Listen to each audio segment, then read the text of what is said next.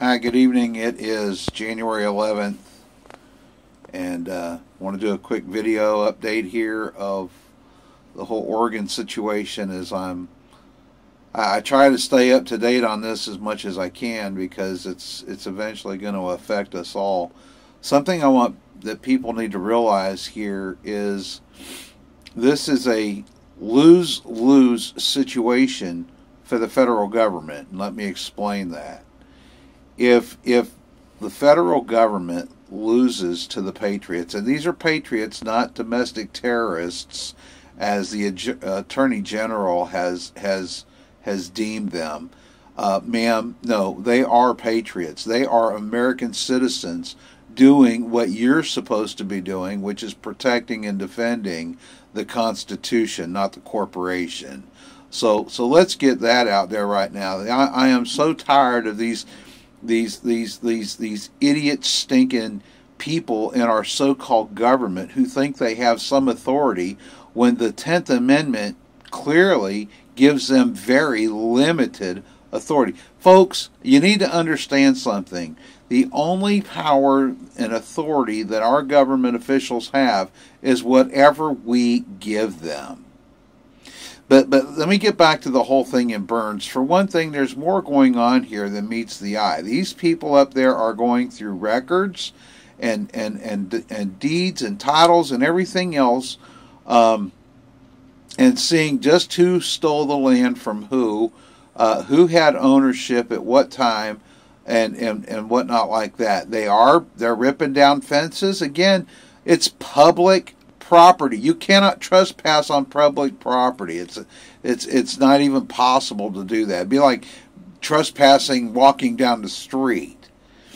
Public property means just that. It's open to the public. These people are so stupid, it's not even funny. And that's what happens when you go to these liberal stinking colleges and they warp and degrade your mind and turn it into mush, which is what they've done with everybody in our federal government. You know, I've not met yet one politician who is a constitutionalist. Not one. They're all guilty of violating the rights of the people by infringing upon our constitutional rights. It's not a piece of paper. It is a contract, Mr. Obama. You're just an idiot. Oh, a piece of paper. It's a contract.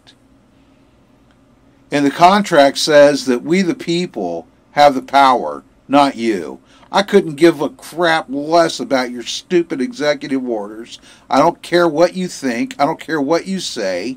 It doesn't matter to me because it doesn't apply to me, because I am an American. And I am covered by the Constitution. And by the way, you judges out there, you're under oath. You're under oath to protect me, not the government. You're under oath to protect my rights, not some laws or regulations written by some jerk out in stinking, not even written by the government. It's written by lobbyists and corporations. All these laws and all this stuff, they're not written by government officials. It's not written by Congress. Congress is supposed to pass laws. That's not the way this works anymore. Lobbyists and corporations, they write these laws like Obamacare. Listen, if you think Obama wrote that, Obama couldn't even write a child's storybook, much less a piece of legislation like that. That was the healthcare companies that wrote that so that they could make billions of dollars off of the backs of the American people. When are you people going to wake up out there anyway? Well, let me get back to Burns. All right, here's the deal. If the Attorney General goes in there hard and heavy with the FBI, it's a lose for them, because they will have Patriots come out of the woodwork and it'll just be a bloodbath. And if the Attorney General tells the FBI to stand down, then this is what I'm getting at. It is a lose-lose situation for the government and a win-win situation for the Patriots. Why? Because we outnumber the federal government. We outarm them. We we outsmart them. And here's the thing. The American people have always proven that they have the will to live in freedom. And you know, we don't just do knee-jerk type responses or reactions. You know, we don't just fly off the handle at a moment's notice. And we don't turn violent. We defend ourselves when we're provoked and when we're attacked. You know, and that's the way it's always been throughout our history. You go all the way back to the Revolutionary War, and you know, the framers of this country fired when they were fired upon. And that's what's going to happen here. We will maintain a defensive posture, a peaceful position until we're forced to defend ourselves. And there's no one in their right mind who will come against us and tell us that we don't have the right to defend ourselves. So I just kind of want to, you know, listen, man, you American people out there need to wake up and smell the coffee, man. You need to wake up and see what's happening to our nation. And what the government's trying to do is instill fear in the people so that they don't respond. Well, let me ask you something. Let's say you don't respond and this just continues the way it's going. What kind of inheritance are you leaving to your children's children?